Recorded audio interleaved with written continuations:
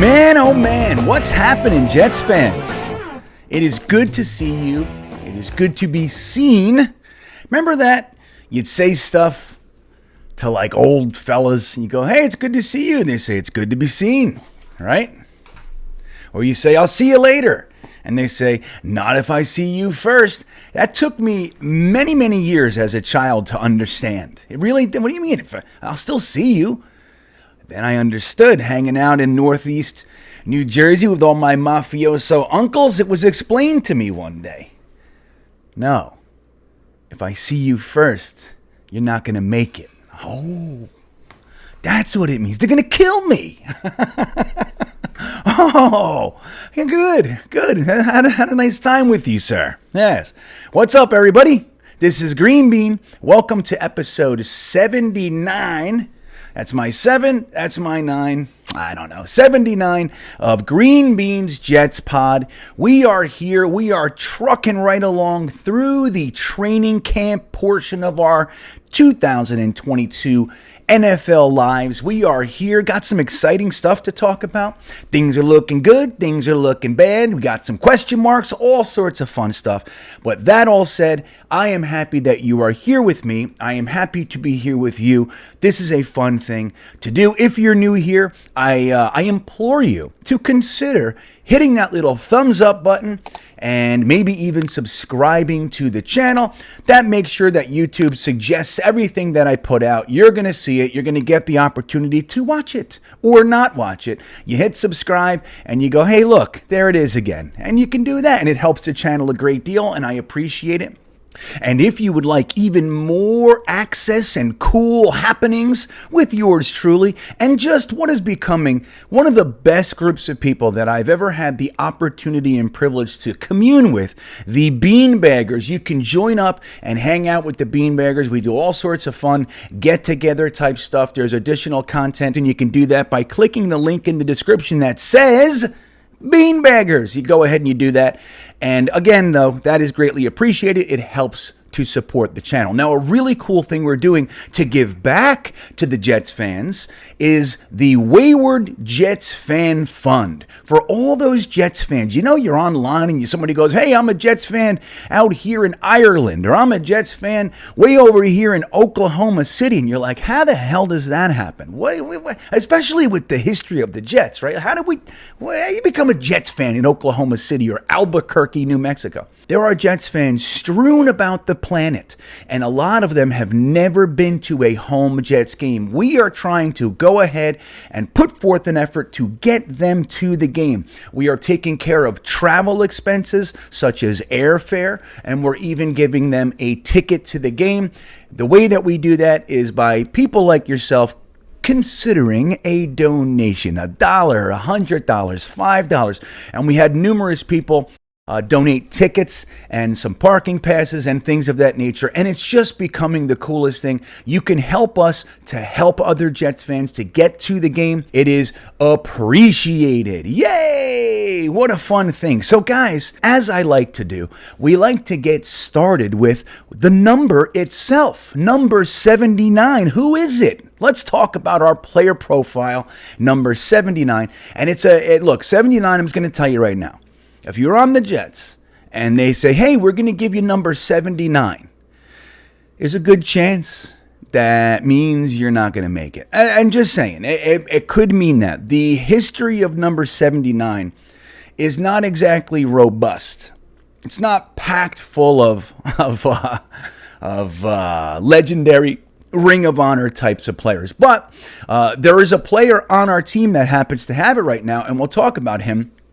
But just to give a little backstory, pretty much the best number 79 that we've had is a guy named Marvin Powell. And very interestingly, I do remember him. I remember him. He left the Jets in the mid-'80s. As you guys know, I became a fan in like 81 and 82. That was my main kind of falling in love period with the New York Jets. So I remember watching these games, and I do remember the guy Marvin Powell. He was only there till 85, 86, and then he finished his career with the Tampa Bay Buccaneers, but he was a 9-year vet, right tackle with the New York Jets, 3-time Pro Bowler. So that's kind of the guy, you know. When you're talking about number 79, it's kind of Marvin Powell.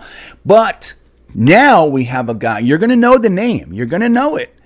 We talked about him just last week, and sad to say, we kind of talked about him maybe not being long for the roster. And I'm sad to say that, but it's just the way that it is. The name of the player is Tanzel Smart. He is a defensive tackle. Tanzel Smart was a 6th-round pick of the Los Angeles Rams. 2017. You want to hear something interesting? We took 2 players right before Tanzel Smart. So we're at the end of the 5th and the 6th round in 2017. Mike McCagnon. We took Dylan Donahue, who is very famous New York Jet for driving the wrong way in the Lincoln Tunnel. Crashed into a bus. Good pick, Mike McCagnon. But Dylan Donahue didn't make it very long. And then we took Elijah McGuire, 1 pick right before Tanzel Smart. Now, Tanzel Smart, he's bounced around. He hasn't really stuck anywhere. He was on the Bills for a couple of months in 2020. He played for the Cleveland Browns for a month in 2021. The Jets took him. So this is his 2nd year with us. In total, he has 24 tackles in his career. 24. 3 of those are with the Jets. Okay, so he does have 3 tackles. Hopefully they were good plays. I'll be honest, I don't remember them. I don't remember them off the top of my head. Maybe they were really good, important plays like in the Cincinnati game. I don't know. Maybe he won the game. I just don't know. But Tanzel Smart, number 79, he's 6'1", 295 pounds, and it's going to be interesting to see. As we went through a video last week with which potential defensive linemen are going to stick, I mean, he has a lot of competition in front of him. We currently have 17 defensive linemen on the roster, and we're probably going to keep, I would say 10, 9, 10. That's where we're going to be. I know Saleh wants to keep a robust rotation for the defensive linemen, so he might even be on the fluffy side of that. There are people telling me they think 11. I could see it, but I'd be a little bit surprised because, as you know, we only have so many spots. So if you have 11 defensive linemen, that's going to take a hit somewhere. Is it wide receivers? Is it cornerbacks? Is it offensive linemen? Like, who's going to take the hit? Now, they might be, shrinking the linebacker position a little bit, so that could help. I don't know. We'll talk about it. But Tanzel Smart is our player profile for the week of number 79. And jumping right out of the Tanzel Smart debacle on this episode, we're going to jump right into some exciting stuff. This is an exciting week. Lots of Jets fans bubbling up, talking. Everybody has lots of conversations, lots of buzz, right? And we're going to do that in our segment we like to call the News of the Week.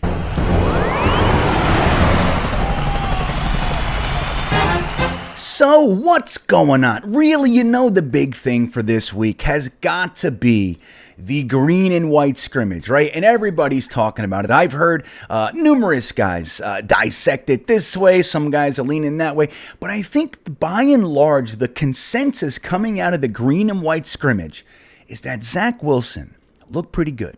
And that, out of everything that we can hear coming out of that, I think that would be number one. That would be the most important thing. Is Zach Wilson looking like he's progressing? Does he look sharp? Does he look decisive? That's a big one for Zach Wilson. How does he look? And then from there, it goes on, right, to the receivers, to how the offensive line do, the running backs. All that stuff is very important. But number one has got to be Zach Wilson. And the good news, guys, is that he looked good. Very, very exciting, especially for the green and white scrimmage, which if you don't know is when they used to hold it at different schools and stuff, different fields, sometimes right at Hofstra, and I've seen it at I forget, some other university field. But lately they've been doing it right at MetLife, which I think is cool because it allows more fans to attend. And look at all you guys that did. Congrats, man.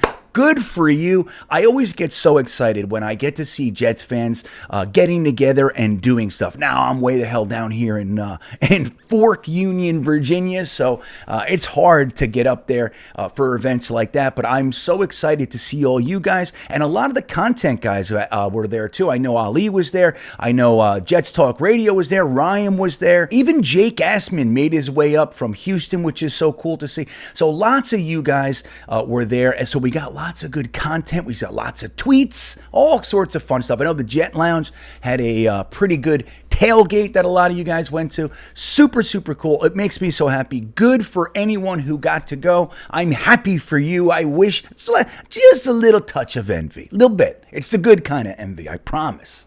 It's not the resentful thinking of schemes to get you back envy. It's good. It's just, oh, I wish I could go. I wish I could be there with you. That kind of a thing. So Zach Wilson comes out of this green and white scrimmage with a stat line that looks like this. 12 for 19 for a even hunch, a hundo of yards. He did have a touchdown, and he also had an interception, ill-advised throw, bad throw, in my opinion. I saw it. I didn't like it. But hey, you got to take the good with the bad. But overall, it's a good stat line. He had 12 completions and a touchdown. He drove the team to 10 points, that touchdown to Tyler Conklin, and a missed opportunity for a touchdown, but got us close enough to kick a field goal, which is fantastic. He also had 24 rushing yards, which is kind of weird too, because in practices, scrimmages like this, he stops running. They blow the whistle. Nobody's going to hit him, the whole thing. So we don't really know. It's tough to gauge the running game, but you still saw the same elite escapability. I'm telling you, that word, that little phrase has come out of my mouth so many times since having Zach Wilson. I don't know. I never said it before. Elite escapability, but I keep saying it because it's the damn thing that comes out of my mouth. It's so applicable, isn't it? Zach Wilson's legs are legit, man. And like Robert Saleh said at the end of the season last year in one of his final postseason press conference, he says, one of the things we learned is that Zach Wilson, those things that he does, that's part of his skill set. It's not fluky. That's something he brings to the table, which is so super cool. I mean, I'm always cautious with running quarterbacks. The old tagline, running quarterbacks. I think of guys like Randall Cunningham and Mike Vick. I think of those guys. As exciting as they are, I always get nervous with guys that choose to run too quickly, right? But Zach is not that. Zach is clearly a passer, but he has that in his back pocket. I think that can be deadly. Yeah, I don't even see Zach Wilson's running like even on the same level as what maybe a Josh Allen brings. Josh Allen tips more toward being a running quarterback than Zach Wilson ever will be, but I love the fact that he can, and that when he does, he's very effective at it. I mean, we saw it based in necessity last year. I mean, Zach Wilson, all the sacks that he did get, he probably, if he didn't have that elite escapability, if he didn't have that, then there would have been at least, 15, 20 more sacks. Easy, man. Easy. How many times did a guy come rushing in right over Greg Van Roten or launching Morgan Moses into the air and just come rushing in, and Zach looks like he's about to get squashed, and boop, and he moves and shakes and comes out to the right side and throws the ball.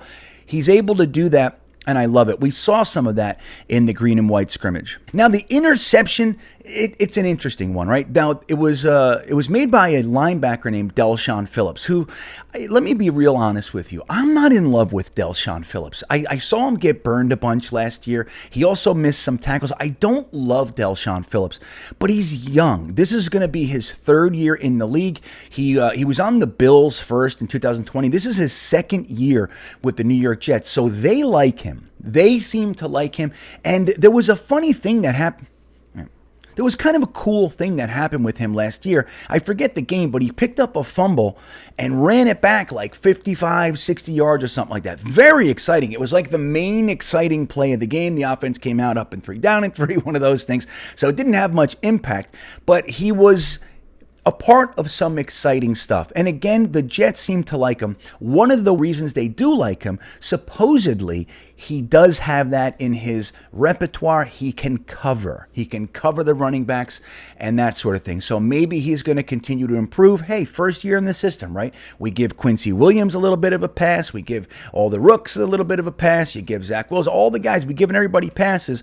If we're going to do that, maybe Del'Shawn Phillips would also qualify. Now, he read the route perfectly and just stepped right in front of C.J. Uzomah. Again, I don't think it was the best pass in the world, maybe even something you could call an ill-advised throw, but it doesn't matter. He was there. He made the pick. So, hey, kudos to him. And who knows, man, if these guys, second year in the system, especially young guys, he's 25 years old, if they can just kind of, absorb the system and it starts to click, who knows? If they're athletic, they're young, they're hardworking, anything can happen. So Del'Shawn Phillips, an undrafted free agent a couple of years ago, makes a nice play in the green and white scrimmage. Now, a really cool thing that came out of the green and white scrimmage for me, oh my God, this is just, it's touching, it's warmth, it's everything. There seems to be a legitimate chemistry bubbling and brewing between Zach Wilson and his tight end, Tyler Conklin. Now, we signed CJ Uzomah first, right? So that might have been our priority tight end. And surprisingly, the Jets signed Tyler Conklin from the the Minnesota Vikings. I almost said Buccaneers twice. They signed him from the Vikings free agent list, and we brought him in, which was so super surprising. But a lot of the word coming out of Jets camp, especially by any of the reporters, is that the Jets seem to love Tyler Conklin. He's younger than Uzomah. So he's got a little bit more upside, let's call it. Uzomah, you kind of know what he is, very solid guy, but Conklin still might have that ability and potential to explode. And the Jets seem to love him. I love that they brought on 2 tight ends and still used the 3rd-round pick on Ruckert. Love it. I love Yeboah. I love Wesco. The only guys I didn't love were the guys that aren't on the team anymore. So Tyler Croft, Ryan Griffin, Daniel Brown, they're gone, and now we have this kind of young, borderline accomplished tight end room with some very young talent. As many of you already know, I am a huge proponent of utilizing tight ends in an offense. Whenever you see a truly successful offense, there is a tight end, a good one, right in the middle of that. In my brain, goes right back to the Dallas Cowboys. Guys like, Moose Johnson was he was more of a fullback, but he played H-back and in the tight end role. You have Novacek, and then you had the Giants with Bavaro and all those guys, and Jeremy Shockey. But even now, like with the Chiefs and the Niners, there is a tight end prominently used in these offenses, and they are known as the quarterback's best friend. And what have the Jets done for far too long, man? We've all but ignored the position. Yes, we've taken a 1st-round pick, Dustin Keller. We took a tight end. Yes, we used a 2nd-round pick on Jason Morrow. But it's so few and far between really investing into the position that it's really exciting to not only see the Jets do that, but for that to start right from the get-go. There's clearly something beginning with Zach Wilson and Tyler Conklin. I think it could only serve to improve the offense and to give Zach reliable outlets when the pass rush is coming. Having that tight end peeling off for an outlet, dude, it's one of the best things in the whole world. And then what I like about tight ends the most is not only that they can block, not only that they block and then catch the ball, but then they don't like to go down. That's what I really love about tight ends. It's that, hey, I'm 270 pounds and you're 185, and guess what? I don't feel like going down because you run at me. I think I will run you over. And that, to me, is favorable. I love it. I love tight ends. I couldn't be happier to see it happening with Zach Wilson. Now, the scary part, it looked like he might have tried to force one to his other tight end. The reasons, I don't know. Maybe he felt like, hey, I got to show Uzomah some love. I don't know. Maybe it's just a play call. But the tight end aspect of this offense is clear. And look, you saw the Jets in the Senior Bowl. We coached one of the teams in the Senior Bowl, and every touchdown that the Jets scored was the tight ends. That's what we do. That's what LaFleur wants to do. It's what Calabrese did when using the LaFleur offense in the Senior Bowl. It's what the Jets want to do, and thankfully, it just so happens to be the best damn thing that you can do for a young quarterback is to give him a tight end or two to trust. So it's happening, and even one of the touchdowns in the green and white scrimmage, Conklin, tight end, skiddly ding dang. I can't be happier about that. It makes me just so excited for the year. I've always felt that the Jets, even look, guys like Ryan Griffin, yeah, from time to time, it's fine. He catches the ball, he does a couple things, but he gets blown up with blocking, and he's known for dropping the ball. The tight end room for us has always been really closer to miss as opposed to hit, even though we've had a couple games here and there, and it's just nice to see it starting so early in the year with Tyler Conklin and Zach Wilson, and then CJ Uzomah as well. It's going to be fantastic. Protection and pass receptions, man. Yeah! I'm so excited about it. So the other thing is the running game, right? What's one of the guys that most people are talking about being maybe the rookie of the year, right? What are we hearing coming out of the Jets fandom? We're hearing the name Breece Hall up and down the street, and for good reason. I think that Jets fans going into the draft, a lot of Jets fans had difficulty with the idea of using a second-round pick on a running back. And it's just a funny thing for a guy like myself and for all us old heads, running backs are first-round picks, man. You want a running back, you grab him with your first-round pick. Very, very important, pivotal piece of the offense. But over the last decade or so, running backs have been pushed, and the reason being is because of how long they last, right? So running backs get hurt. You want to keep them for the first contract, and generally speaking, you want to bring in another set of young legs and let that guy go. Whenever you give a running back a big contract of late, it tends to blow up in your face. I mean, look, the Todd Gurley, Le'Veon Bell, for us, I mean, we see it, right? So it does make sense. At the same time, when you have a guy like Breece Hall, who 10 years ago is clearly a first-round pick talent at a position that you're planning on making a focal point of the offense, when you go ahead and you decide this is the player that we want, grabbing him is a great thing, right? It's a great idea. Bring on the players. Don't get caught up with what people think the value of this position. If you want them, go get them. And the Jets did that. But a lot of Jets fans had difficulty going into the draft with that thought process. With the 36th pick in the 2022 NFL Draft, the New York Jets select Breece Hall, running back. Holy shit! No way! Oh, man! Oh, my God! Wow! I think, I don't know, let's say most Jets fans, a percent, 99.4%, most Jets fans have settled with that. And the excitement for Breece Hall has taken shape, taken root, and everybody's kind of on board for the most part. And that's not to say we don't love Michael Carter. We already love Michael Carter, the running back that we have. But bringing on Breece Hall to probably be a little bit closer to the bell cow, the lion's share of the handoffs and stuff going to him, I think a lot of Jets fans are excited about it. Now, in scrimmages, it's really hard to get a read on the running game because the defense isn't flying in to kill you. I mean, that's just it, right? But that all said, Breece Hall still looked good. And how does he look good? He looks fast. He looks decisive. He looks like he hits the hole at 100 miles an hour. He's credited with a 16-yard run. Again, we don't know what this all translates to, but he looked good, and Jets fans are salivating with the idea of having a legitimate running game. So we got this quarterback, and we're doing all these things around him to help him succeed. Protection, tight ends, which helps with the protection, but also gives him a safety valve. Running backs. What does a running game do for a quarterback? I mean, it's undeniable. So seeing Breece Hall in the green and white scrimmage got a lot of people excited. I think rightfully so. I'm super excited about Breece Hall and Michael Carter together. Couple them with the tight ends, I can barely contain myself. So when you talk about the green and white scrimmage, it really boils down to Zach Wilson and friends. And they are friends, which is also new for us, right? We see them all hanging out, laughing, having a good time.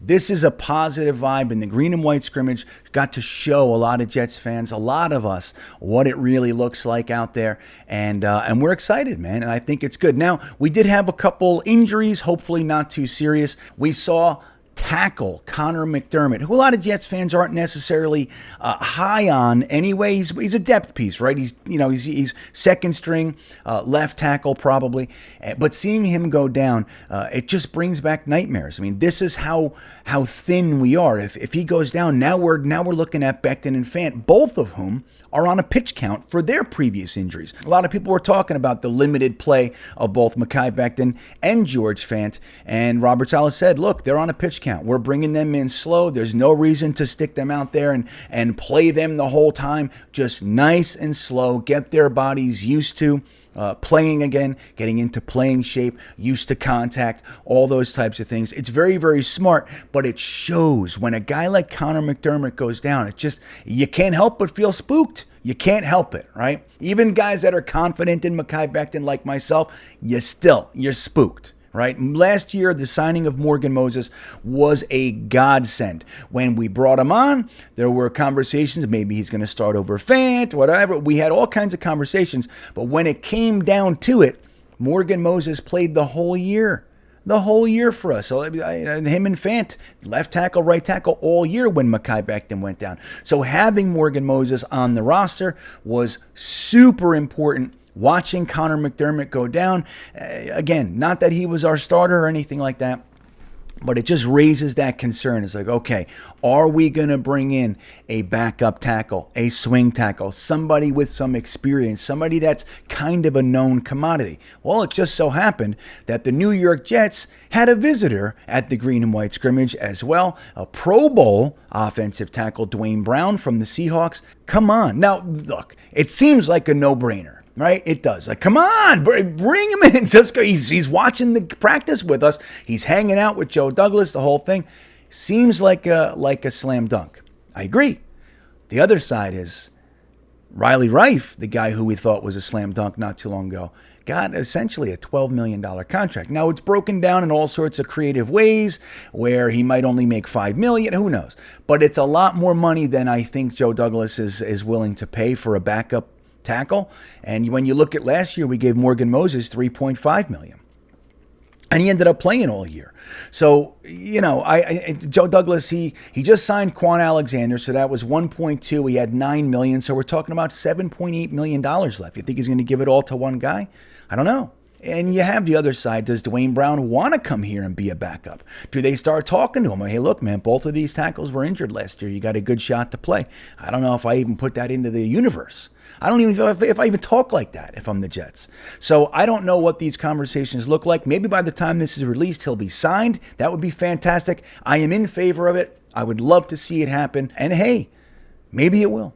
Maybe it will. That would be great. Just know, if it's already happened, I'm very happy. I'm very, very happy with it.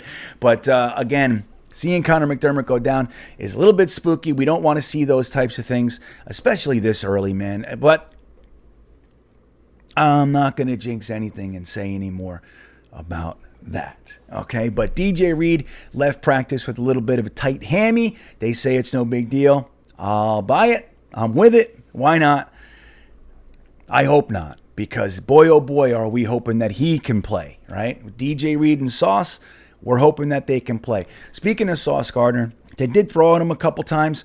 He looks good. He looked really good. There was a couple times I thought that Corey Davis in particular was able to lose Sauce Gardner for a little bit.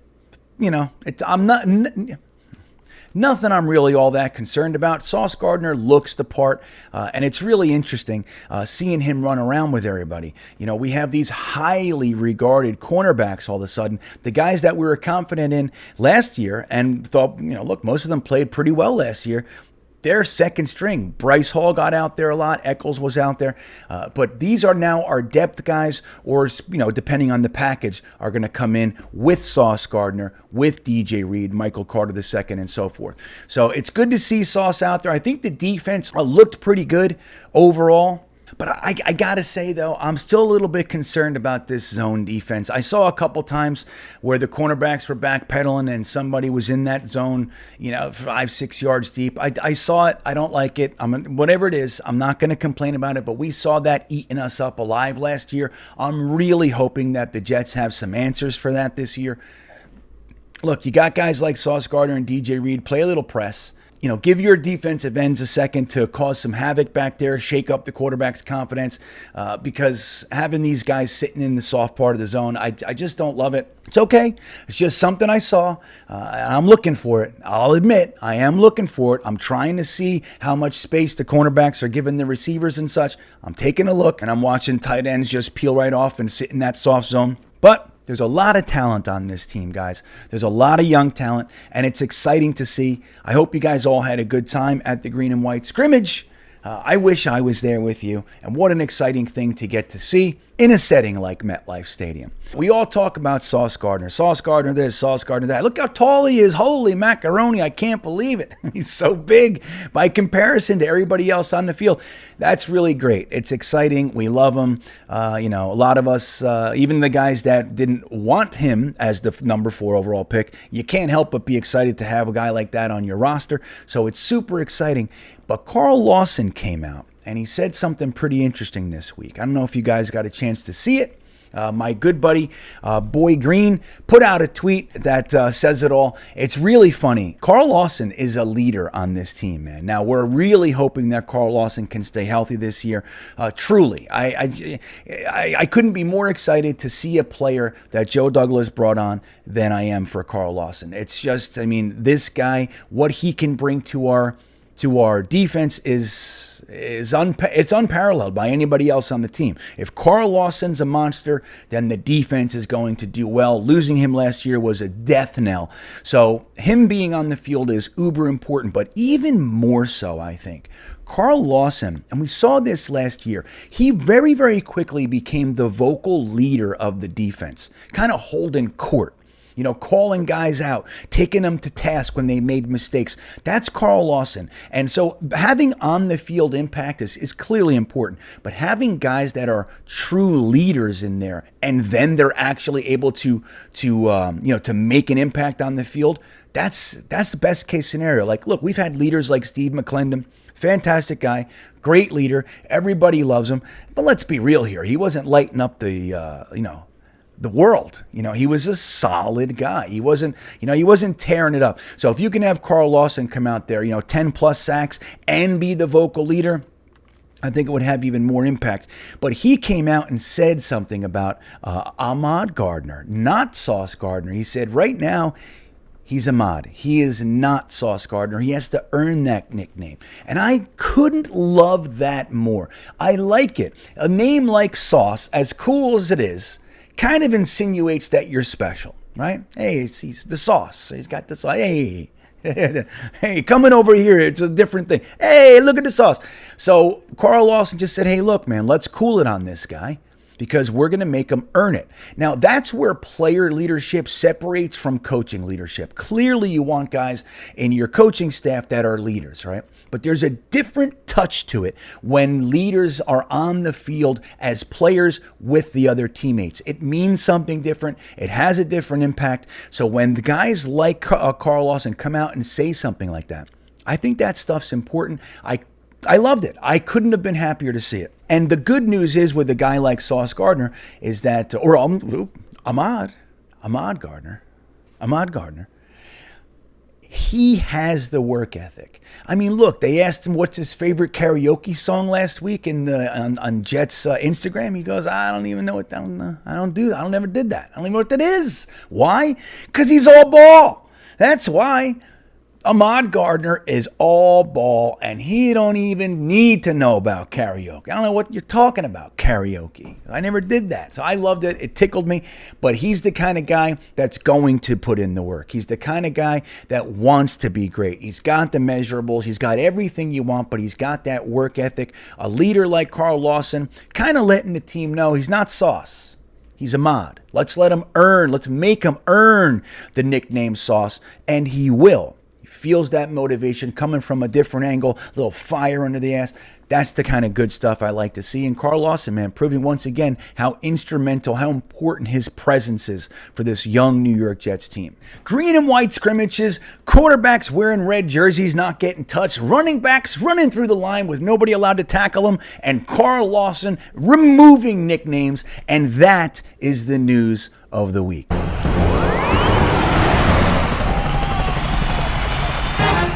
It's interesting watching this young team.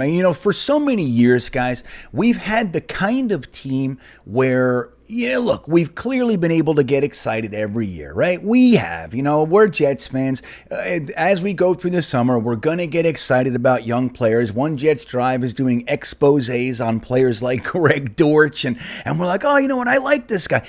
It's hard not to get excited in the summer for your team. But the truth is, guys, is that we have had to kind of try to elevate players with our hopes and dreams rather than what we're doing right now, which is just kind of looking at a collection of very talented players and hoping that they can congeal, hoping that it makes sense together on an NFL field. The talent is there. Whether you're not a fan of DJ Reed and you like this guy more, maybe you got concerns about the linebackers, maybe you don't think Jermaine Johnson, you really like Carl Lawson, you think JFM is better on these, whatever it is, you can't deny that the talent is there. Look at the wide receivers. Look at the running backs. Look what we're doing with the offensive line. If Zach Wilson can become what everybody and their mother said he was going to become coming into the draft process, I mean, even guys like Chris Sims came out and said he's actually quarterback 1 in this draft class. If Zach Wilson can just be what he's supposed to be, if Garrett Wilson can actually be what he's supposed to be, then we're going to be fine.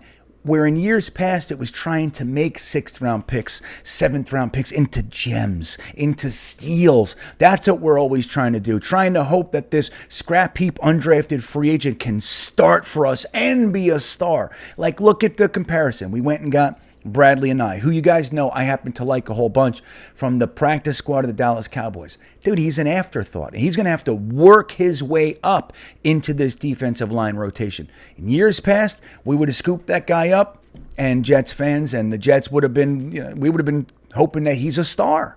Now, I'm still hoping he's a star, don't get me wrong, but that would have been where our hopes resided, hoping that lesser players can be more than they are or they ever were supposed to be. And that's the difference. That's the difference. I think that this year's excitement, while I probably not going to win the Super Bowl, I think that we're rightfully so expecting a competitive team packed full of talent to actually give us a season worth watching, right? Not 9-hour games. Like, this game is still on. Oh my God. That's what we do all year. It's going to be exciting, guys. I feel real good about this. Again, I'm really happy for all you guys who were able to go to the green and white scrimmage. But something negative came out of the green and white scrimmage, and I want to talk about it. I want to get into it in a little bit detail. A lot of you guys were probably thinking, why didn't he mention this? Why didn't he say this? Because we're going to save that for the intelligent gripe. Ooh, Robert Saleh, the spin meister. Depth perception. Have you ever heard of such things? So one of the parts of Zach Wilson's stat line, when you say 12 for 19 for a cool hundy, that sounds pretty good, but there were 19 passes thrown, only 12 were receptions. So what does that mean? That means that incompletions took place. Okay, now why? Was Zach thrown at 12 yards over their head? What happened? Well, it turned out that we also had 3 drops. Zach Wilson had 3 drops, and the guy I'd like to talk about most is Corey Davis had another drop. Now, Corey Davis last year, we brought him on as a free agent signing, kind of a highly touted free agent signing, former number 1 pick, had just about 1,000 yards the year before. So we're all excited about Corey Davis coming in and being that big receiver that we need, that we've been hoping for a long time and all that jazz. And he has a bunch of drops. A couple of Zach Wilson's interceptions went through Corey Davis's hands first. He had a fumble, so he had a rough year. Now, I'm not one of those guys that are saying, chop his head off, throw him, cut him, trade him. I'm not one of those people. But I'm going to say this. This guy needs to be on a short leash, because Zach Wilson clearly was going for him last year. He was trying to force balls to him. He was trying to use Corey Davis. He was his favorite target for a large portion of the year. And in my opinion, Corey Davis betrayed Zach in a lot of ways, all right, with the interceptions and the drops and all this stuff. To come out in the green and white scrimmage and have a drop, it's not the end of the world. It's not the end of the world, but it's right in line with what he did last year, and it's a problem. Now, Robert Saleh's answer to the drops was, there's a depth perception issue going from playing in the field at One Jets Drive to the stadium. Dude, okay, I'm just going to say this. I like Robert Saleh. I like how he spins things. He's a positive guy. I'm with it. Dude, don't sell me a turd and tell me it's a burger, all right? The depth perception So why isn't every other team in the world? Why aren't we? Why isn't this the thing? We would know. Oh, that's just the first week's always tough. It's depth perception. We would be talking about. I'm not even saying that there isn't something different about it, of course. But it's a man throwing a football to another man on a football field. By the way, a football field where you're going to play 8 of your games, and every other game is played in a similarly large stadium. Is that the problem? Is it that Corey Davis can only catch balls on the field, like on a practice field or something? Are the stadiums too big? Is that what it is? Oh, I wish we would have known that. We could have built a small stadium, something with really low, so it's not high walls for the depth perception. Maybe we can put a curtain around it so we can make it feel really small. I think it's a silly answer. I really do. And again, I'm not going to try to pretend, I'm some physicist and I don't know all the stuff. I don't. I'm just saying I've never heard of such a thing. I think it's a reach, and I think that the Jets need to let Corey Davis know, and anyone else for that matter. The drops this year, they're not acceptable. Last year, we looked the other way. We were doing a whole bunch of stuff. We're all rookies. None. We don't do drops this year. Zach Wilson had 3 drops. That means his stat line was actually 15 of 19. That's totally different. And who knows what yards those were, right? Somebody catches it and breaks it off. Maybe he's got 150 yards or something like that. It's a whole different thing. And when Zach Wilson is in games and he shakes the pass rush and he throws it to you and you drop it, that kills not only the drive, the play, it kills the momentum. It kills the entire energy around the team. You can't do it. And I'm really hoping that Robert Saleh and Mike LaFleur have a zero tolerance policy with this stuff. If Corey Davis comes out, week 1 has a drop, and then five receptions. Okay, week 2 has a drop. They got to sit him. You got to say, dude, no, none of this. It's over with you. We're not doing this. I'll put you back in next week and we'll see. Or somebody gets hurt or something, then of course. But you are sitting. Think about it. You better learn how to catch a damn football. The drops need to stop. If Zach Wilson is going to be able to be the quarterback that we hope that he's going to be, the drops cannot be a part of it. We cannot have the second most catchable balls dropped in the NFL. Can't happen. It's got to stop. We have to start drawing a line in front of those types of stats. Bullshit. Robert Saleh told us about the running game. Oh, our problem was the explosive plays, the explosive running plays. We did a really good job, but then the explosive play. Yeah. You know what that is? That means that they tore it for 40 yards on you. Oh, the explosive plays were the problem. Yeah, no shit, man. No shit. And that's the stuff. We cannot allow those stats, those types of numbers to be included in why we suck. If a guy can't catch the ball, next guy up. You catch it. If you can't catch it, you're gone. Next guy up. We have to have a collection of individuals that can catch the ball that Zach Wilson is throwing to them. And if they can't, they got to go. And that is the intelligent gripe. Whew, I'm telling you, nothing's going to make me feel worse. It's going to get me angrier this year than dropped passes. Nothing. Yeah, obviously, we don't want sacks. I mean, it goes on and on and on, of course. But there's very little that is as frustrating when the play goes off without a hitch. The play design is great. The blocking is intact. The quarterback makes a nice throw. It hits the receiver in the hands, and he drops it. I'm done with this stuff. And you should be too. And the Jets should be too. Now, if Corey Davis comes back, catches everything, fantastic. I'm not starting a campaign against Corey Davis. The campaign is we need to have a zero tolerance policy with these damn drop passes. And the same thing goes for guys like if we have a Greg Van Roten on the team, I don't care if it is Laken Tomlinson. If Laken Tomlinson's getting rolled 2, 3, 4 weeks in a row, sit him. Sit him. We don't need any of this stuff this year. It's going to be a good year if we let players know that they have to be held accountable. That's the thing. Now, last year, the coaching staff were all rookies. Not only were they rookies, the vet coach that we had tragically and suddenly passed away. We had to kind of make do with this and try to, respond, bringing on Matt Cavanaugh. There was a lot going on last year. A lot going on. We get it. It's year 2. Everybody's in the system. They should be able to catch the damn ball. Okay? They should know where they're supposed to be, and they should catch the ball. that happens, we have the talent to be a good team, Jets fans. That's my thoughts. That's what I think about it. I want to remind you guys that we are going to have just the shindig of shindigs, September 11th at MetLife Stadium. Opening day, we're all getting together. We're going to be hanging out with the Jet Lounge at the Gotham City Crew Tailgater. We're going to be having a great time there. If you want to get in on that, go to Gotham City's website and sign up. I mean, it's, what is it, $150 for the whole day? So I forget what it is. Go look on their website and purchase a ticket to the tailgate. Everything's included. Once you're in, you get a wristband. You can play shuffleboard and cornhole and eat a burger and drink a beer and do all the things that you want to do. We're all going to be there hanging out. It's going to be such a great time. But bonus, the day before September 11th, home opener begins. We are going to be meeting at the Coney Island Cyclone. Jets fans unite. We're going to meet at the Coney Island Cyclone September 10th, 11 a.m. for the world's tallest and fastest Jets chant part 2. It's going to be amazing. Lots of people are already coming. We have confirmations. All it is just it's just a show up, BYOB kind of a thing. You show up, you buy a ticket for the coaster, then we're all going to go out and have some Brooklyn pizza. If you're one of the Jets fans that are coming from somewhere else, dude, you got to make it there with us. Coney Island Cyclone and Brooklyn pizza. It's the best pizza in the world, man. Nobody's going to argue this. And I'm a Jersey pizza guy.